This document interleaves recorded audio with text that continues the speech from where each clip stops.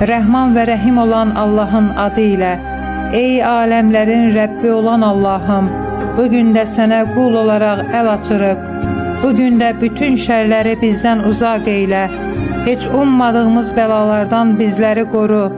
Xoşbəxtçiliyi, huzuru, sevinci xeyirli bir şəkildə bizlərə ihsan eylə və bizləri sevdiklərimizdən ayrı salma. Sən bizlərə rəhmətinlə və mərhəmətinlə müamilə eylə. Ya Rəbbim, sən bizləri razı olduğun qullarından eylə. Ey ruzi və hacət qapılarını açan Rəbbimiz, biz qullarına ruzi və fəzilət qapılarını aç, bəlalardan bizləri qoru, bütün xəstəlik və mərəzləri üstümüzdən götür, dünya və axirətdə qarşılaşacağımız müsibətlərin hamısını bizdən uzaqlaşdır.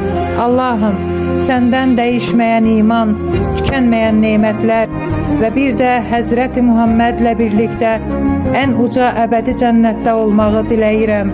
Amin.